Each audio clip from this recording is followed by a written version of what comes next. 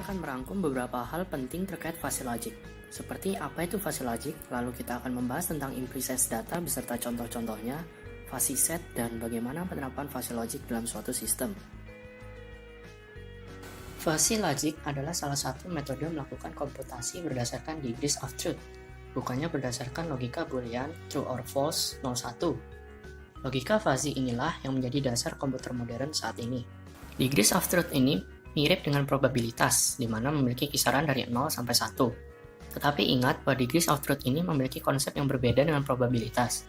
Yang digarisbawahi di sini adalah logika fusi menggunakan degrees of truth sebagai model matematika untuk menjelaskan suatu fenomena yang fusi atau tidak jelas atau kabur. Hal ini berbeda dengan probabilitas di mana dia merupakan model matematika yang merepresentasikan suatu keacakan.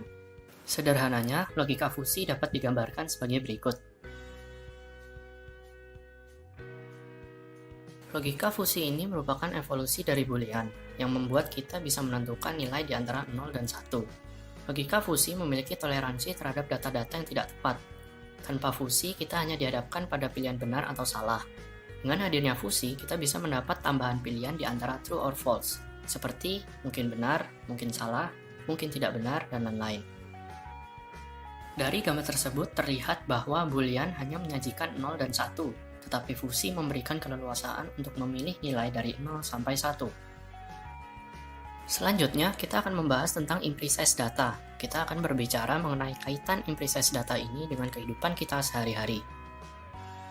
Sebelumnya, saya akan bercerita mengenai komputer dan manusia, serta bagaimana mereka berinteraksi satu sama lain. Seperti yang kita ketahui, komputer hanya dapat memproses informasi dalam format biner, yaitu 01, 01, 01, dan seterusnya. Artinya, jika kita ingin berkomunikasi dengan komputer, maka kita butuh belajar bagaimana cara menggunakan kode. Dan ketika kita membuat program pun, pada akhirnya juga akan ditranslate ke dalam suatu bahasa yang hanya dimengerti oleh mesin. Oleh karena itu, meski binary system sangat cocok untuk mesin, tetapi sangat tidak nyaman bagi manusia. Kita ambil contoh sebuah kemeja atau kaos. Anggaplah kita membeli kaos dengan karakteristik tertentu, seperti warna, ukuran, dan lain-lain. Untuk mendeskripsikan karakteristik ini kepada komputer, kita harus mendefinisikan suatu variabel tertentu. Bagi mereka yang familiar dengan programming, solusinya adalah dengan menentukan variabel dan kontainer untuk kata sifat seperti kuning, besar, dan lain-lain. Misalnya kita membuat kelas baju, lalu kita membuat objek kaos dengan atribut ukuran XL misalnya. Lalu warna hitam dan kualitas katakanlah 8. Dan ingat, kode-kode tersebut juga nantinya tetap ditranslate menjadi bahasa mesin. Cara tersebut tentu saja sangat tidak mungkin dipakai untuk berbicara dengan manusia. Manusia pasti lebih memilih untuk berinteraksi satu sama lain secara langsung dengan kata-kata deskriptif seperti kuning, hijau, merah, besar, kecil, ataupun kata benda seperti mobil, apel, dan lain-lain. Dan kita melakukan itu secara intuitif, artinya tidak memerlukan proses berpikir panjang dengan logika atau perhitungan untuk mengatakannya. Hal itu terjadi karena kita mempelajarinya sejak kecil. Bertahun-tahun lamanya kita selalu menggunakan cara tersebut untuk berinteraksi yang kita kenal sebagai bahasa. Masalahnya, walaupun hal ini intuitif untuk kita, tetapi tidak untuk mesin. Oleh karena itu, fuzzy logic hadir untuk memberikan kemampuan bagi kita agar sebisa mungkin berkomunikasi dengan mesin dengan bahasa kita sendiri, bukannya bahasa mesin. Mari kita lihat contoh lain. Di sini saya akan lebih menekankan bahwa dalam fuzzy logic yang butuh digarisbawahi adalah imprecise data atau data yang tidak akurat. Sedangkan komputer hanya mengetahui boolean logic yang mengenal true or false 01, yang mana sangat bergantung pada precise data atau data yang akurat. Perhatikan bagian kiri.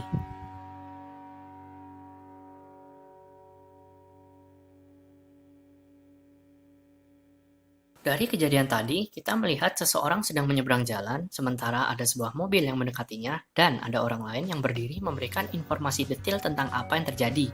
Seperti, awas, sebuah mobil dengan berat 3 ton dengan kecepatan 90 meter per hour menuju ke arahmu dari utara. Tetapi, jika kita perhatikan, informasi ini cukup tidak berguna bagi orang tersebut. Dan yang dibutuhkan orang tersebut adalah cukup waspada akan bahaya dan segera keluar dari bahaya tersebut.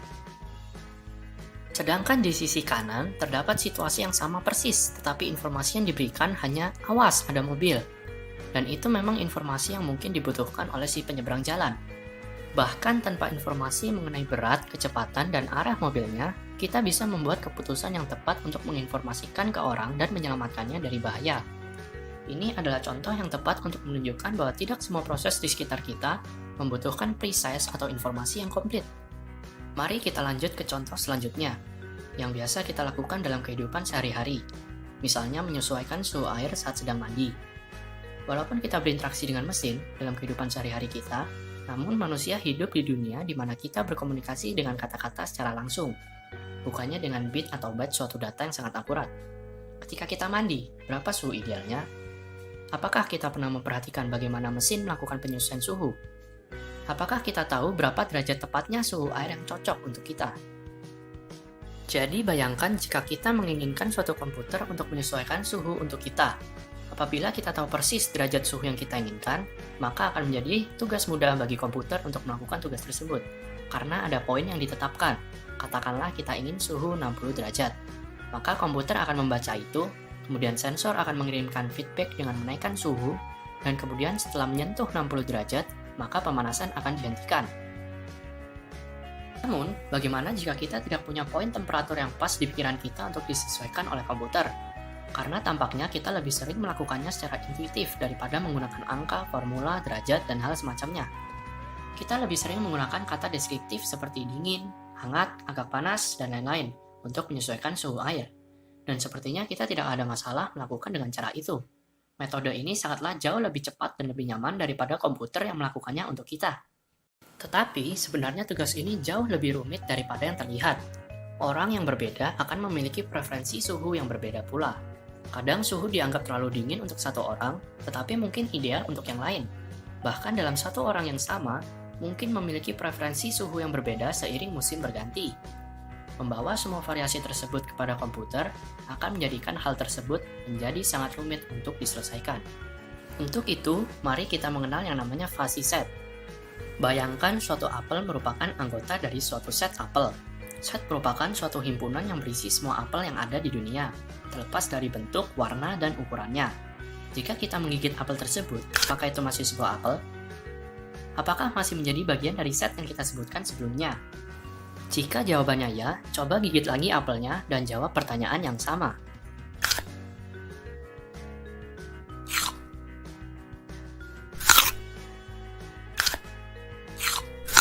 Setelah beberapa gigitan, kita setuju bahwa yang awalnya apel itu sudah tidak lagi menjadi bagian dari set apel. Sekarang lebih ke arah satu set baru yang kita sebut apple core. Tapi bisakah kita tahu kapan sebenarnya apel berubah kondisinya dari apple menjadi apple core? Kita dapat membedakan apel dengan apple core sangatlah mudah. Tapi bagaimana dengan semua kondisi di antaranya?